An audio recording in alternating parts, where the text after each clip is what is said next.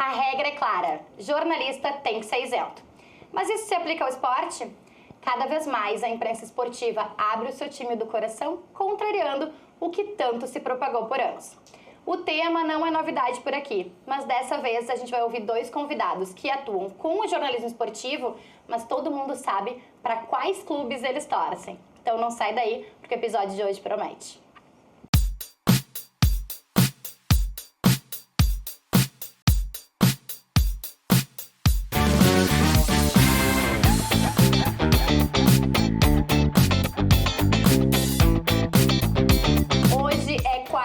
De festa aqui no Fala Mercado.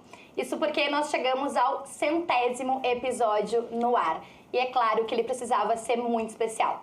Para quem nos acompanha há mais tempo, sabe que a gente já abordou esse tema do jornalismo esportivo identificado aqui mais vezes, mas esse foi o assunto mais acessado do programa até hoje.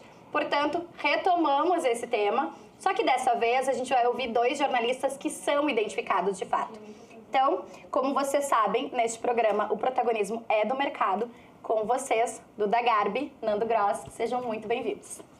Vamos respeitar. Tudo bem, mas obrigado pelo convite. A ordem cronológica. A ordem cronológica de quem chegou antes no mercado. Obrigada, gente. O Duda, desde que eu conheço ele no mercado, eu já sei o time dele. Né? Acho que o Duda não escondeu. A gente vai chegar nesse não tá spoiler do meu roteiro, não. Não, eu dei uma apresentação. Já quebrou minhas pernas no começo. Não, mas acontece. Bom, gente, vamos lá. O tema do futebol, ele é naturalmente um sinônimo de paixão, né? E vocês lidam com isso. Isso significa, inclusive, amor e ódio, que andam juntos, né? Então, eu quero começar perguntando o básico. Como é para vocês trabalhar com jornalismo esportivo há tanto tempo? Por gentileza. Assim, ó, eu diria assim, ó, esse negócio de ser identificado, existem várias formas de fazer. Né? Existe o jornalismo, existe assim, de ser um comunicador, né? Porque rádio, televisão, é espaço para... Agora, esse negócio de jornalismo tem que ser isento, o jornalista tem que dizer a verdade. Tá? Basicamente isso. O fato de eu ser identificado não me dá o direito de mentir, entendeu? Para beneficiar o time que eu gosto, por exemplo. Né? Aí tu não está fazendo jornalismo. Então deixa claro para as pessoas. Sabe? Aqui, né, quando vocês me ouvirem, é um torcedor falando. Agora, se o cara... No meu caso, eu quando anunciei o meu time, eu torço pro Inter, tá? Que eu deixei assim, as pessoas sabem o time que eu não torço, mas não descobriram uma nova pessoa. Não vão me ver sendo outro cara a partir daquele momento. E acho que sim, incomoda às vezes, dá ruído às vezes. Né? Eu, se fosse hoje, estivesse comentando numa rádio comercial tradicional, como eu comentei tantos anos na Gaúcha, depois na Guaíba, na Band, né? Eu não diria.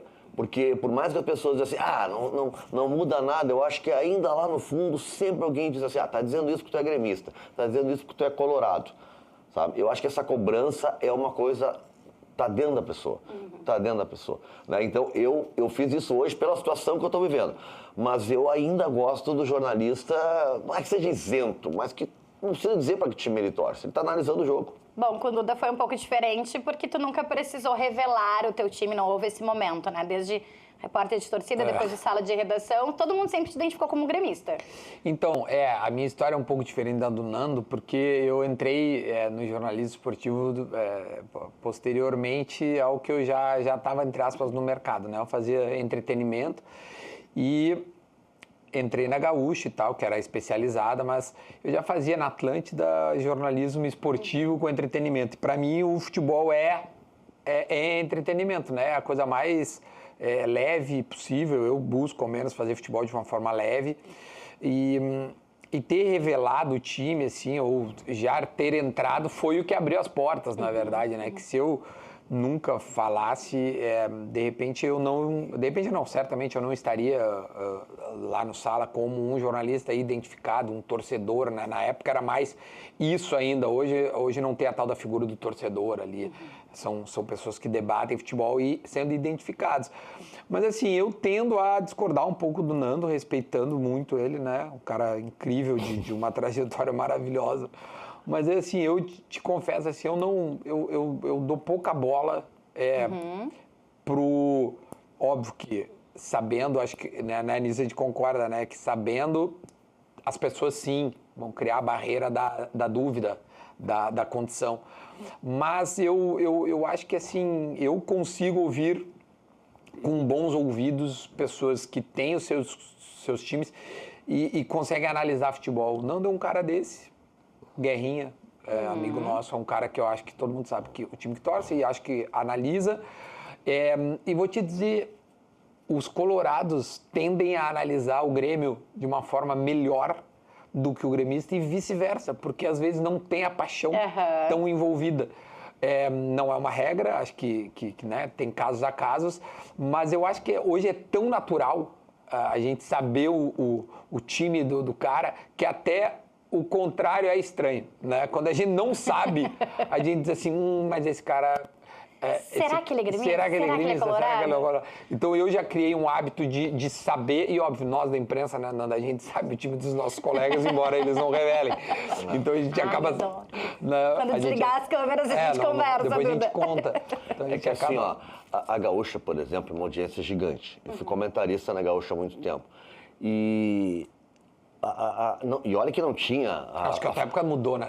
Não tinha... Não eu digo quero falar isso. sobre a transição, essas gerações não, eu digo assim, diferentes. a relação não tinha tão direta de tu mandar Verdade. recado, como tem Redes hoje sociais. na hora e tal. Só que era uma relação, sempre foi, tudo que Visceral. falava muito agressiva, muito forte, tá? Eu também acho que futebol, eu tenho uma relação boa com futebol, eu não seco o time e tal, tá? É entretenimento, ok. Só que assim, ó, quantas vezes a gente tentou no mercado já? A Atlântida tentou várias vezes. Fazer Grenal, fazer isso, fazer aquilo, de uma forma mais solta, engraçada. Não engaja. Não rolava na época. Porque ninguém vê futebol assim, cara.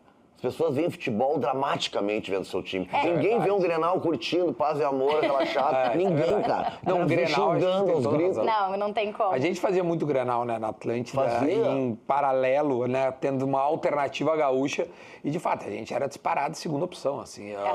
A gaúcha certamente era a opção, porque, além da tradição e do costume, né, do cara já ligar na gaúcha, ou, enfim, qualquer rádio assim, a gente levava na galhofa, né?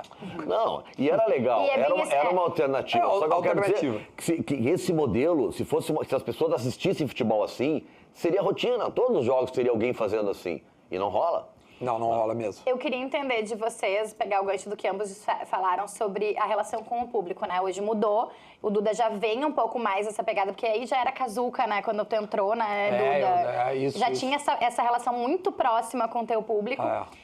O Nando pega uma transição ali, né? De redes sociais, de YouTube, enfim. E aí, identificar os times de vocês, eu sei que o Duda, por exemplo, tem amizades de verdade nos dois times, né? Sim. Com muito respeito. O Nando já acha que tem uma questão dessa relação com o público mais pesada, mas como é que vocês veem essas relações que hoje vocês têm com os seus públicos já identificados com os seus times? Não, eu acho assim, eu tenho uma boa relação com o público. O que eu digo é que essa forma passional, por exemplo, a minha filha, a Heleninha, está com 19 anos. Ela nasce, em 2005, eu sou comentarista da Gaúcha. Ela é gremista. Ela nunca soube meu time. Ela não me via torcendo em casa. Sabe? Ela não me via, ela não sabia, eu não falava sobre isso. E assim, ó, ela é gremista, Duda, mas ela vê jogo assim, entendeu? O Grêmio jogou hoje, entendeu? Porque é um pouco que ela não é gremista, É um reflexo do pai. eu quero dizer assim, ó, é um pouco do que eu senti, tá? É um pouco do que eu Diferente. senti. Eu recebi ameaças por e-mail, não pra mim, pra família, com endereço, sabemos onde eu tô feliz. Então, esse tipo de relação, é uma coisa às vezes meio forte, entendeu? E isso mexe contigo, tá? Hoje eu sei lidar melhor com isso, tá? Mas então eu queria proteger um pouco. Então a minha relação com o futebol eu passei pra dentro de casa, né? Ninguém é muito, né, fanático, aquela coisa assim e tal. E eu adoro futebol, tá? Adoro futebol. Mas eu acho que eu tenho uma boa relação com o público. Mas, Duda, muita gente assim, por exemplo, que quando eu disse agora, o meu time é tal, né? Poxa, um monte de gremista, agora eu sei, então por isso que tu falava aquilo, e sabe? E nunca foi isso. Também esses caras estavam engasgados por alguma coisa, mas também, tipo assim, eu sabia, por isso que tu comentou e xingava mais o jogador X, Y e Z. Mas na verdade, pelo amor de Deus, cara, sempre foi um cara muito tranquilo em comentar, nunca foi um cara de pegar no pé. O Nando não era um cara, né, na mídia tradicional, incisivo, aquele cara que, sabe? Eu acho que esses caras que são assim, e temos vários, esse cara pode gerar a reação, né? Aí eu nunca sei, Quem nasceu primeiro, se é a galinha, o ovo, a galinha. Então, eu não sei se é a torcida que faz o cara reagir ou ou é o jornalista que provoca essa reação. Eu não sei te dizer isso, não sei. O fato é que eu optei por sanidade mental de não entrar nessa briga, velho. Eu tô fora disso. Quando o Duda é muito zen, né? O Duda é muito Não, cara, tranquilo. quando eu tava na Gaúcha, e eu dei uma sorte danada, porque eu fiquei 6 anos na sala de redação e foi os melhores 6 anos do Grêmio nos últimos 20. O que ajuda também, né? O que ajuda muito. Quando o negócio começou a despencar, e eu saio em 21, o Grêmio caiu no final do ano, eu saí em março, então eu nem peguei esse rebaixamento. O Grêmio perdeu, eu lembro direitinho. Eu já tinha combinado de sair e a direção pediu para eu fazer só a final da Copa do Brasil. Grêmio e Palmeiras. O Grêmio toma um currupio lá e aqui, perde as duas. O Grêmio já estava numa derrocada. E os caras batendo muito, velho. Né? E eu pensei assim, cara, eu não jogo. Eu não tenho nada a ver com isso. Mas descarregavam no comunicador que ali estava, né? E, cara, pra mim isso aí não é a minha, velho. Cara, eu não vejo futebol desse jeito. Eu não vejo, velho. Então eu não quero participar. Então, assim, não os incomodados, que eu tô fora desse jeito. O debate eu não lido assim, futebol assim. Um debate que tu tá discutindo. Eu sei que o Duda é gremista, o Duda sabe que o Nando é colorado, a gente sabe que a Márcia é corintiana, né? Ok, tá? Agora, o problema é quando a temática do negócio, tipo assim, ó, vamos fazer um programa, é 2 contra 2, entendeu? Então tu tem que um defende o Grêmio e o outro defende o Inter. E aí fica um programa entendeu? Meu time ganhou mais do que esse, meu time ganhou mais do que aquele, e aí baixa muito. Baixa muito. Aí acho que os argumentos vão para baixo. Isso aí, se não for com um amigo meu que sabe que é galhofa, eu tô fora. Senão eu tô fora. Eu costumo dizer que o futebol, o Grêmio, no caso, que é o meu time, não paga as minhas contas. No caso de vocês, paga as contas de vocês. O meu ajuda, sem Mas dúvida ainda nenhuma. assim, se não é pra ser na esportiva, Mas, nem Márcia, conta comigo. embora seja gremista, e todo mundo sabe, como tu disseste, há muitos anos, nunca não falei. Hoje, no trabalho que eu faço, cara, eu recebo todos os jogadores do Inter, e presidentes do Inter, e vice-presidentes do Inter, e quem for do Inter. Porque eu acho isso, pra mim isso pra mim isso é até óbvio, assim, é tão óbvio. É como o Nando, embora seja colorado, cara, querer dar a opinião sobre o jogo. Por que não? Claro. Por que não? Né? Vocês falaram também, agora nessa brincadeira de, os colegas sabem o time dos outros colegas, enfim. Tem jornalistas ainda que optam por não revelar. E eu já ouvi, já tive o prazer de entrevistar muitos jornalistas esportivos, e muitos que disseram assim, olha, eu trabalho há tanto tempo com isso, e narrando ou comentando os dois, que eu deixei de ter time. Vocês acreditam que dá para ser jornalista esportivo? Olha que eles já se olharam. Sem ter time? Olha, a relação com... Eu não consigo. Assim, a relação com o futebol, em geral, é a relação da vida, entendeu? Tu escolhe as coisas que tu gosta, as coisas que tu não gosta. Se tu gosta de música, então eu gosto mais de ouvir isso, eu gosto mais de ouvir aquilo. Se eu gosto de futebol, eu gosto mais desse, claro, tu faz escolhas na tua vida. É evidente que o cara tem uma escolha. Agora, eu acredito que ele pode ser, entendeu? No momento do jogo, um analista do jogo, independente do time dele. Né? Porque eu acho que se o cara tem dificuldade realmente de analisar o jogo, porque ele está sofrendo, o cara é gremista, está analisando um Grenal, e ele não consegue analisar se ele está sofrendo. Ele é um bom profissional. Ele tem que chegar e dar real, entendeu? Olha, pessoal, é um médico que tem medo de sangue, vai fazer uma cirurgia, olha, pessoal, não posso, entendeu? Boa comparação. Essa não quero entrar, eu respeito, entendeu? Agora, o cara, para fazer isso, tem que saber... Né, que tem que ter sangue frio. Ele tá ali como um analista. Mas assim, ó, se o cara não está trabalhando, eu duvido que esse cara não consuma o seu time do coração. Eu duvido. Porque, assim, dentro da minha casa, na frente da minha TV, eu sou torcedor. Então eu vou xingar o jogador, eu vou mandar ele longe. É na minha residência, né? Eu não tenho ali a responsabilidade... Do microfone, de respeitar a mãe do cara. Não. Ali dentro da minha casa, né? Eu, a minha mulher, meu melhor amigo. Não, ali, cara, eu vou xingar quem eu quiser xingar. Até a mãe do sujeito, vai. Até a mãe do sujeito. Agora, aí eu tenho responsabilidade. É muito raro e eu não me lembro de eu ter me passado... Eu queria chegar aí, exatamente aí, Duda. Já teve situações em que para vocês foi difícil, que foi sofrido essa linha tênue de jornalista para torcedor? Já foi difícil pra ti, sei lá, uma derrota do Grêmio ou até uma vitória do Grêmio que, assim, deixou o jornalismo de lado e vou extravasar porque... Posso rapidinho, então? Claro. Eu tive algumas situações, uma quando eu era muito jovem na Band em 2005, eu estava fazendo na Guete, o Grêmio estava subindo da B para A na Batalha dos Aflitos. Eu entrei chorando. E depois eu tomei um belo de um xixi do meu chefe, do Pretzel, era o meu chefe na época. E eu entrei chorando e ele falou, olha, só que eu era muito jovem, né? Em 2005 eu tinha 21 anos de idade e eu acho que devia ter entrado 10 vezes no ar, então eu tava de fato completamente emocionado. É aquela coisa, não tem condição. E eu acho que eu não tinha, porque Mas tu não era identificado ali. Não era. Era um isento, mas não conseguia, cara. Eu entrei chorando. Me liga, o Grêmio ganha a Batalha dos Aflitos, que lá mexeu muito comigo. Teve uma vez agora, aí eu tava na Gaúcha, Grêmio e River, em 2018, eu tava na repórter de torcida. Cara, eu consegui, mas foi disparado o dia mais, tanto que eu lembro que quando o Grêmio toma a virada, né, o Grêmio é eliminado em casa e o Pedro chama assim, cara, eu disse, Pedro, não consigo falar, velho. Tá ruim de falar. E os caras vinham e eu tinha que entrevistar as pessoas e era um clima de velório, assim, era um clima muito ruim. E eu Pedro, vamos... Mas assim, eu fui mal. Eu fui mal porque, de fato, eu não queria estar ali. Eu queria estar dentro da terra, me esconder e eu tinha que estar com o microfone. Aquela foi muito ruim pra mim. Aquela foi muito ruim. Mas eu fiz, né? Mas fiz mal. Não fui bem, porque... E acho que também, tendo o papel que eu tinha uma licença poética ali. Cara, tu tá bom, beleza. Tu tá sentindo o que todo mundo tá sentindo. Mas não foi legal, assim, eu não me senti bem. Eu senti até me envergonhado de estar sofrendo na frente de tanta gente, sabe? Porque foi muito ruim pra mim. Se eu estiver na minha casa, certamente seria chorando. Foi muito ruim.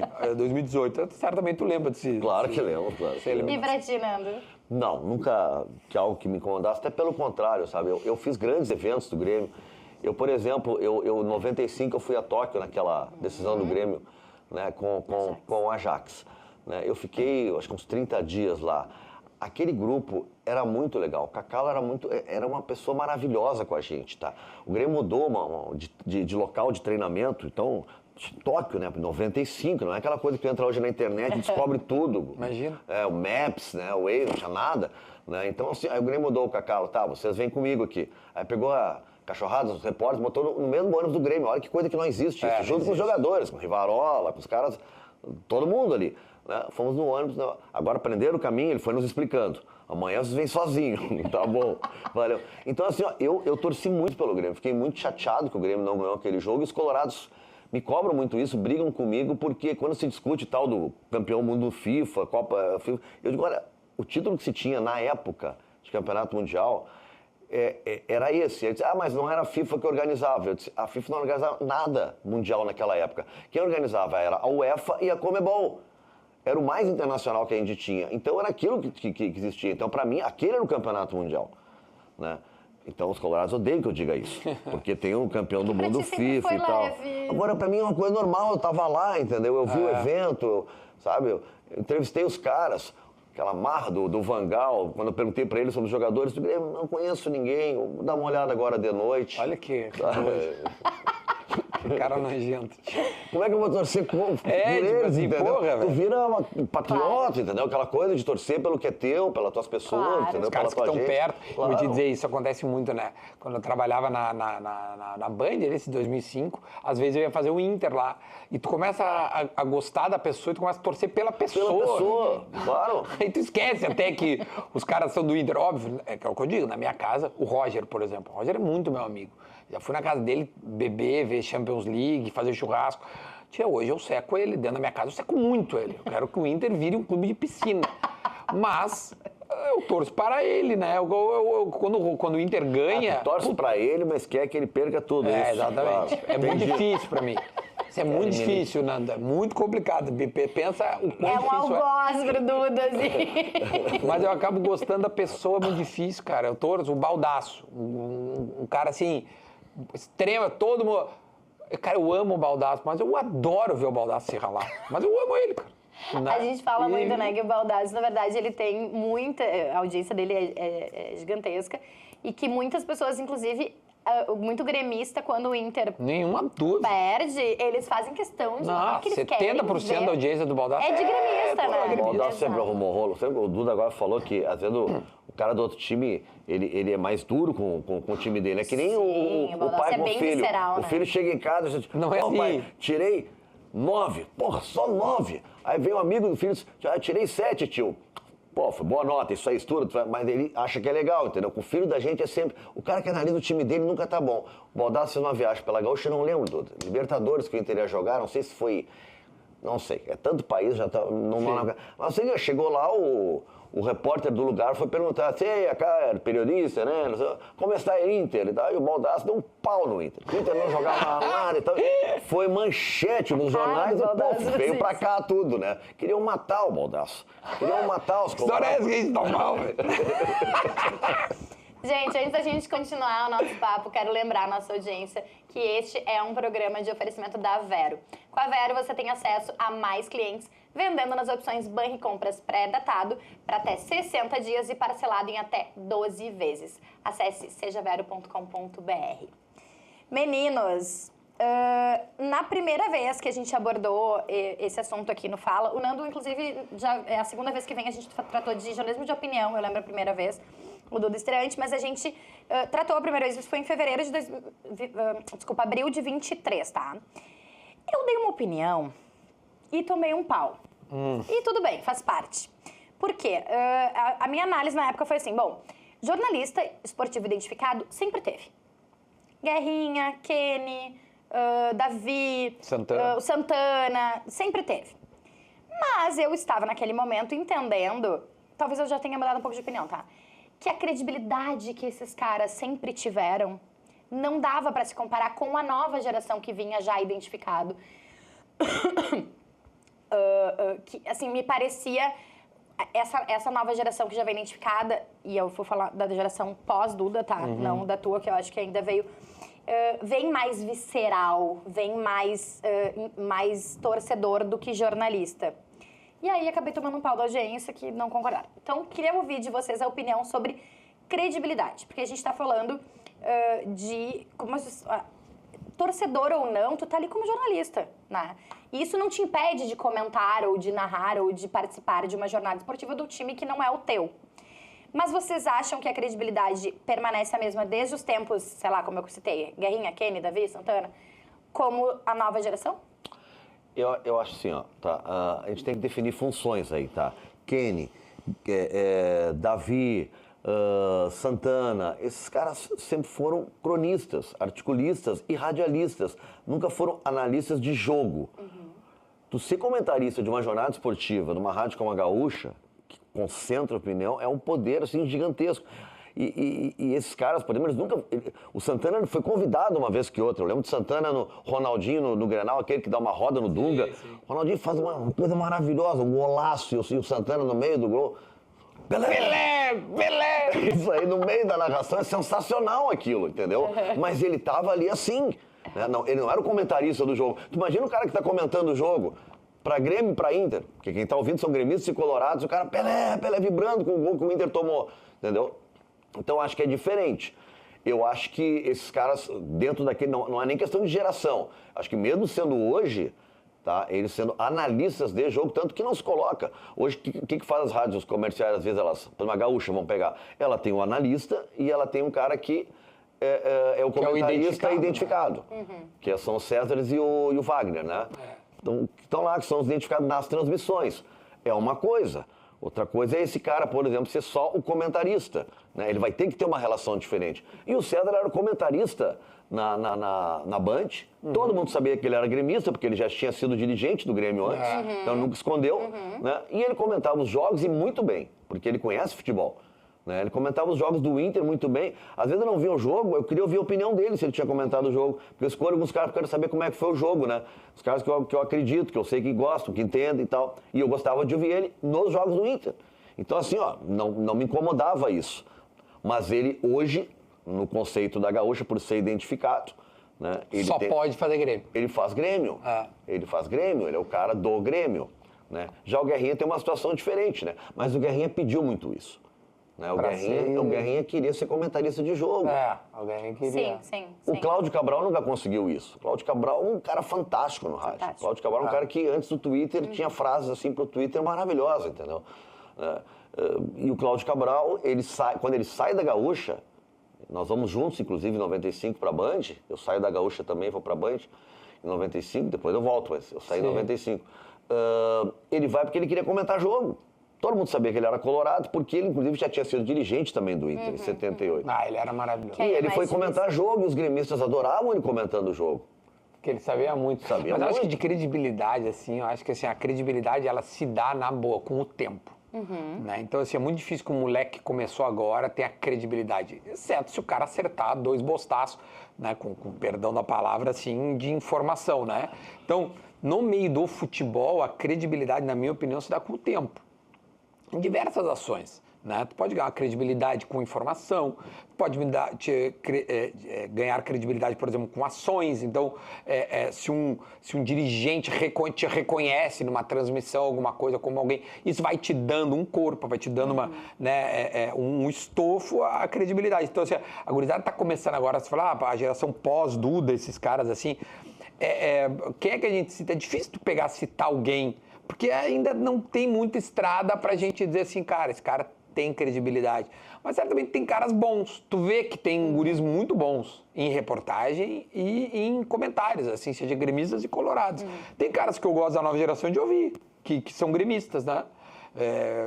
Sei lá, eu acho o próprio César é um cara jovem no meio e é um cara que eu gosto. O próprio Diogo, que esses tempos também se revelou gremista e teve a treta lá do presidente, mas, cara, eu acho que ele comentando, ele vai bem. Eu acho que ele vai bem. Enfim, são nomes assim aleatórios, mas que eu gosto de ouvir, entendeu? Eu acho legal, assim. Então, eu acho que a credibilidade se dá com o tempo. Por isso que essa gurizada ainda não são caras que a gente crava. Esse não cara tem estofo ainda. Mas pô, o Gabardo... Cara, o Gabardo, ninguém sabe o time dele. Pra mim, é um repórter hoje de maior credibilidade no estado. Porque as informações dele são todas fidedignas. É um cara que tem boas fontes, também. Muito tempo na estrada. Desde os anos 90 eu conheço o Gabardo, já trabalhando em rádio. O próprio Marcos Souza, que é um cara mais jovem, que é colega do... Mas tem muito boas fontes. Então, já se provou que é um cara de credibilidade. O próprio Wagner Martins, hoje de Inter, é um cara que se destaca, tem muita credibilidade. Enfim, acho que o tempo dá credibilidade às pessoas e a gente vai, daqui a 10 anos, discutir quem está começando agora, assim. Fulano é bom, fulano não é bom, esse cara se passa, esse aí erra, esse chuta, esse tá nem aí, esse aí é mercenário. Aí tu vai escolhendo o que tu quiser. O que acontece, às vezes, é um jornalista, por ser identificado com o time, dar uma informação que, no caso, não é boa para o time, mas é uma informação, né? E ele ser cobrado pelos dirigentes. Né? Ele ser cobrado. No caso do Diogo que estava falando agora, a agressividade que o presidente foi por causa dele foi por causa disso. Como é que um repórter gremista... Provavelmente ele estava certo, né? Provavelmente ele nunca sabe, né? Embora todo mundo tenha negado, claro. Mas eu acho que esse é um exemplo. Quem mais que foi? O próprio Gabardo, o Marco e o Diego Torbides, que deram a informação do Soares. Do Soares. Né, no meio do ano passado, retrasado, foi muito cobrado também. Os dois foram, né? Os 3 foram, só que o Diego Torbes, ele é identificado. Mas ele é um jornalista. Todo mundo sabe que ele é gremista, né? Gente, ainda nessa linha de credibilidade, e a gente vai falar um pouco dessa relação com o público que hoje está muito direta. Hoje vocês têm esses retornos muito direto, que isso pode ser muito bom para um termômetro de vocês, e também pode ser, como disse o Duda, caguei para eles. Mas, assim, outro aspecto que surgiu nos episódios anteriores que a gente falou sobre isso é a diferença que as pessoas que participaram analisaram assim. Se antes um jornalista esportivo conquistava sua, sei lá, vamos falar em sucesso, pela credibilidade, hoje muitos vão na onda do engajamento. E a gente sabe que amor e ódio engajam, né? Para bem ou para mal. O que vocês entendem dessa questão, dessa relação com o público, da diferença de credibilidade e engajamento? Olha, primeiro, uma coisa assim que eu acho até em cima do que eu tinha falado antes ali, né? Sobre que o público é diferente hoje, é mais visceral, essa coisa toda, né? Eu sou daqueles que penso que o jornalista ele tem que levar sempre em conta o público-alvo, mas ele não deve só agradar, fazer aquilo que o público-alvo quer. Porque o público, às vezes, é burro, sabe? Com todo respeito, sabe? Mas, assim, mudanças na sociedade talvez não acontecessem se as pessoas só fizessem aquilo que os outros querem, né? Então, as grandes mudanças, elas se dão assim, né? Eu lembro que no livro do Boni, ele fala sobre isso, na construção da Globo, né?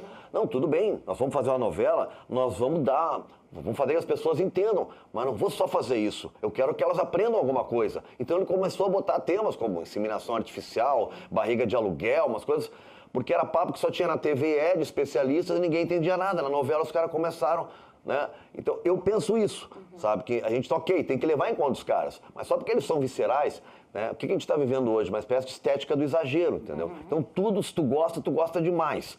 Se tu não gosta, tu odeia demais.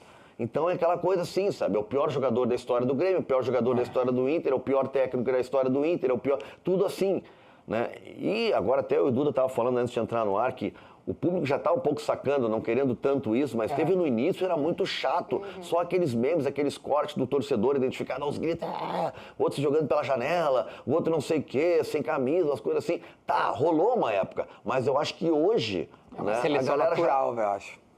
Já tá rolando uma seleção natural. Tem uma assim. brincadeira que eu acho ótimo, que diz assim, quando é que a gente perdeu o direito de gostar ou não gostar das coisas, né? E foi um corte, inclusive, até de uma humorista que diz assim, na época do Orkut, a gente tinha, sei lá, uma comunidade, eu odeio gola alta. Todas as pessoas que odiavam gola alta estavam naquela comunidade. As que não gostavam estavam na comunidade do eu adoro gola alta. Pronto. Hoje a gente não tem mais esse direito, né? Então... Eu, assim, nesse negócio de conteúdo, de engajar, não engajar, tipo assim, eu tendo, tá? Ao menos é a minha linha, né? Quando eu tava lá na empresa, na RBS, eu atendi a linha da empresa, embora fosse muito tranquilo, assim, né? A RBS sempre deu muita liberdade pra gente trabalhar, assim. Mas, às vezes, tinham coisas que eu faria de uma outra forma e a empresa queria daquela forma. Trabalhando de forma autônoma, assim, eu tenho a minha linha. Então, assim, eu tenho convicção nos convidados que eu levo, né? Então... deu um rebuliço, esse dia eu levei um cara lá, deu um rebuliço, me xingaram, cara, mas eu tinha convicção que era o convidado certo, ponto, acabou. Gosta, consome, não gosta, é a forma de tu protestar, mas eu super respeito, né? Direto os caras botam assim, esse aí eu não vou, isso eu gosto de comentário assim, daí esse eu não vou ver, mas depois eu volto, né? Alguma coisa assim, eu fui tranquilaço, velho. Se tu for desta forma, assim, respeitosa, né? Dizer assim, olha, desse eu não gostei, mas, pô, semana que vem eu volto, vamos ver qual é o que tu vai... Pô. Até de Grêmio Inter, às vezes, né? Tipo assim, esses dias eu fiz o Wesley, lá do Inter. Pô, tem o áudio dos caras assim, vai, não sei o que, vai, não, esse aí eu não vou ver. Então, tá bom, óbvio que não vai ver. Pô, não é do teu interesse, tá tranquilo, cara. Não tem problema. Então, assim, eu tenho muita... Eu não vou muito pelo que a minha audiência me pede. Até porque ele pode estar só dizendo isso pra te incomodar, pra tu não levar mais os caras do Inter lá, porque ele vai assistir. Também, pode ser que sim. Mas eu também acho que, assim, esse cara não tem a responsabilidade que eu tenho comigo, velho. E com as pessoas que eu trabalho, entendeu? Então ele tá lá tomando um negócio em casa e diz assim, Duda, entrevista aí o fulano de tal. Ele não pensou, cara, eu tenho que pensar em várias coisas pra poder... Sabe? Pô, o que esse cara fez? Onde é que ele tá agora? O que esse cara pode me trazer de conteúdo, de história legal, que as pessoas vão gostar? O meu engajamento é muito em coisas curiosas, em bastidores. E tanto que quando o convidado vai lá no assado, eu digo sempre assim, nós vamos conversar. E se tu não gostar, porque é gravado, né? Muito difícil que seja ao vivo. Se tu não gostar de alguma coisa, eu tiro, cara. Não tô aqui pra fazer manchete, corte e tudo mais. É óbvio que vai ter corte, porque hoje é assim que funciona. Ah. Eu preciso cortar em tua entrevista para dar agilidade para as pessoas, mas eu não vou ficar buscando coisa. Então, quer falar do assunto mais polêmico da tua vida? A gente fala, tá? Não tem problema. Se tu não quiser, já não fala. A única coisa que eu digo para eles, Nanda, é o seguinte... Vou te dar um exemplo aqui, que eu me lembro que aconteceu comigo. O Paulo Paixão, ele foi lá logo depois que ele foi demitido do Inter. Lembra da outra vez que vazou um áudio dele, não sei o quê? Eu falei, olha, Paixão, eu não posso passar de ignorante e não te perguntar. Então, vamos fazer o seguinte, eu vou te perguntar. Se tu não quiser responder, tu seja educado e diz assim, olha, Duda, esse assunto eu não vou responder. Agora, se tu quiser responder, tu segue a vida. Agora, eu vou te perguntar, tá? Tá fechado? Tá? É só para nós... Não, beleza. Eu sempre faço isso com todo mundo. E olha, eu não lembro 3, 4 caras que disseram assim, bah, esse assunto não quero falar. Porque aí o cara vê a maneira que a conversa se dá e o cara se sente à vontade até para os assuntos mais cabeludos. Claro. E as coisas acontecem, entendeu? Eu acho que esse é o gancho perfeito pra gente também falar o seguinte, vocês fizeram um movimento muito parecido, que foi o do YouTube, né? Sair de veículos tradicionais, o Nando ainda permanece, mas de encontrar o seu lugar ao sol no YouTube. E o YouTube, em termos de algoritmos, ele tem uma dança própria, assim, tu tem que dançar aquela música, né? Então eu queria entender como é que foi esse movimento pra vocês. O Duda, eu lembro que em 21, quando deixou a RBS, semana a gente te entrevistou, e uma das coisas que tu disse era isso, eu quero mais liberdade para os meus projetos. Isso. Nando não foi diferente. Então, queria entender como que é hoje fazer o que vocês podem com liberdade, que vocês amam, esse jornalismo que vocês sempre fizeram da forma de vocês, agora no lugar de vocês, né? Vocês são seus próprios veículos. É diferente, né? A gente é o editorialista, a gente define tudo, né? É bem diferente. Mas é legal, essa independência, né? Nesse aspecto, assim, também ela é bacana. Mas o tal do algoritmo, tá? Ele é o ser humano, cara. Ele é o ser humano, é a vizinha da esquina, o vizinho que gosta de falar da outra, que não sei o quê. Olha, aquele apartamento lá de cima, eles fazem um barulho estranho. As pessoas são assim, são curiosas, né? E o algoritmo trabalha a curiosidade. Então, né, eu acho que, por isso que eu digo, o exagero, ele chama atenção. Uma pessoa sair correndo pelada na rua da praia, para todo mundo para olhar. Vai parar na internet também, entendeu? Ele reage assim. O que a gente não pode é ser escravo disso, entendeu? Então, eu vou sair pelado na rua para chamar atenção, né? Não precisa, né? Então, eu acho que a gente tem que lidar com o algoritmo, aquela coisa, entender o público-alvo, o que o pessoal está querendo e tal. Mas assim, ó, eu sou assim, gente. É que nem o cara dizer, não, mas tu não tem que entrevistar esses caras. Não, beleza, mas eu vou entrevistar, entendeu? Porque é a minha maneira de agir. Ser transparente, o cara saber quem tu é, e um aceita o outro. Tentar manter esse tipo de relação saudável. Eu acho que quando o veículo é teu, no caso, assim, o canal é teu e tal, tu consegue, entendeu? Consegue ditar isso, ditar regras. Eu, por exemplo, no meu canal, tá? O Inter hoje tem um presidente que teve lá, que trabalhou em governos do estado, tá? Foi envolvido com um partido político, como tantos outros já no Inter e no Grêmio foram. Só que o momento é diferente. Então, no meu canal, por exemplo, naquelas palavras ali que tu filtrar, eu tive que escrever. Tags. Não, de escrever assim, palavras proibidas. Bolsonaro, Lula, Petralha, Bolsominion, não sei o quê. Porque as análises iam tudo assim. Também esse presidente não sei o quê, também o outro não sei o quê. E aí virou assim. E tu sabe que no Inter, o Cudê foi envolvido nisso, o Barcelos é envolvido nisso, virou uma guerra, que é o pior presidente da história. O Cudê está longe de ser o pior técnico da história do Inter. O Baldasso sabe disso, mas ele odeia o Cudê. Ele odeia o Cudê. Né? E aí, não é questão político-partidária, mas eu acho que é questão de não gostar da diretoria. E o Cudê foi dessa diretoria. E isso se criou muito forte no Inter. Tá? Só que tu cria no Inter e tu passa para as pessoas. Passa para as pessoas e fica um ambiente carregado. Eu costumo dizer que hoje no Inter, cara, tu bota lá o melhor jogador do mundo, se ele for cobrar um pênalti, errou, ou se ele perder um gol, ele é perna de pau. O Valencia, esse é um baita jogador, perdeu 3, 4 gols, acabou no Inter. E o ambiente é tão ruim que os caras se deprimem, os caras são de outro país, sabe? Eles começam a afundar. Eu não acho que o Grêmio seja muito diferente, não, na verdade. Eu acho que isso se dá muito pelo jejum de título mesmo. O Grêmio viveu isso muito agora, há pouco, e já está começando de novo, por causa do rebaixamento, né, a criar essa onda e tal.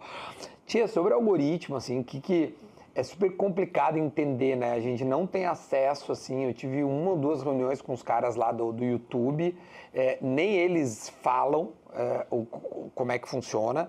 Eles vêm, ao menos nas reuniões, eram umas perguntas meio enigma, assim, tu que tá gostando de usar o Shorts, por que tu não usa mais? Né, o formato. Aí tu vê, bom, os caras querem que tu use, né? Então esse é o. Então eles estão apostando nisso. Então eles vão te entregar mais nisso. Então, é desse jeito, eles não falam assim, Duda, agora, a partir de agora a gente quer que tu faça vídeos de 10 minutos, não mais de 1h30, tá? Não é isso. Mas eles te dando sinais, assim. E aí eu sou um viciado no YouTube Studio, né? Que são os dados. E eu estudo muito os meus dados, assim, para entender o que está acontecendo, o que eu preciso fazer mais, onde, né, qual é o público-alvo. Cara, eu diminui muito o feminino, por exemplo, nos últimos anos, mas aí Eu agora entrevistei a Mariana Becker. Tia, o feminino subiu 10% nessa. Ou seja, se eu trouxer mulheres, pode ser que as gurias venham ver. A Lorena foi uma goleira do Grêmio, até foi vendida agora. Mulher foi mais, ou seja, mulher gosta de ver mulher dentro do meio do futebol, do esporte, enfim. Então, isso é uma coisa que eu já identifiquei, assim.